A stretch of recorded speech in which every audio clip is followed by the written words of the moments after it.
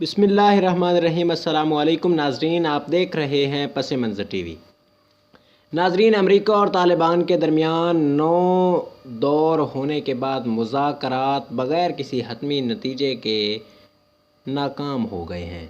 امریکی صدر Donald Trump نے کابل حملے کو جواز بنا کر طالبان کے ساتھ امن مذاکرات اور کیمپ ڈیوڈ میں ہونے والی خفیہ ملاقات منسوخ کر دی۔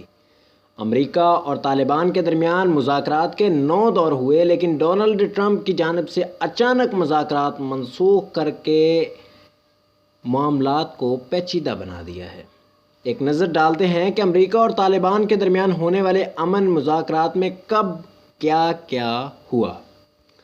امریکہ اور طالبان کے درمیان پہلا براہ راست رابطہ جولائی 2018 میں ہوا، جب امریکی حکام نے خفیہ طور پر قطر میں طالبان رہنماؤں سے ملاقات کی۔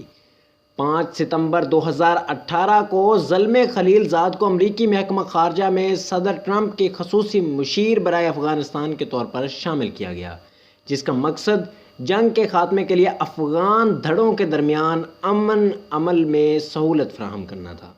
12 اکتوبر 2018 کو زلمے خلیل زاد کی قیادت میں امریکی وفد اور طالبان کی ملاقات قطر میں ہوئی۔ دسمبر 2018 میں طالبان نے اعلان کیا کہ وہ امریکی حکام کے ساتھ قطر میں دوبارہ ملاقات کریں گے۔ 25 فروری 2019 کو طالبان اور امریکہ کے درمیان امن مذاکرات کا آغاز ہوا، جس میں اہم طالبان رہنما ملا عبدالغنی برادر بھی موجود تھے۔ مذاکرات کے بعد زلمے خلیل زاد نے اعلان کیا کہ مذاکرات کا یہ مرحلہ ماضی کی نسبت زیادہ تعمیری رہا اور فریقین نے امن معاہدے کا مسودہ تیار کرنے پر اتفاق کیا ہے۔ مجوزہ معاہدے کی بنیادی نقطہ یہ تھا کہ امریکی اور بین الاقوامی فوجیں افغانستان سے چلی جائیں گی، جبکہ طالبان دیگر جنگجو گروپوں کو افغانستان سے آپریٹ کرنے کی اجازت نہیں دیں گے۔ ان مذاکرات میں پاکستان نے اہم کردار ادا کیا، تاہم افغان صدر اشرف غنی کو بات چیت سے دور رکھا گیا۔ 12 اگست 2019 تک امریکہ اور طالبان کے درمیان مذاکرات 8 دور مکمل ہو چکے تھے۔ رواں ماہ زلمے خلیل زاد نے اعلان کیا کہ امن معاہدے کا مسودہ طے پا گیا ہے، جس کی صدر ٹرمپ سے حتمی منظوری کا انتظار ہے۔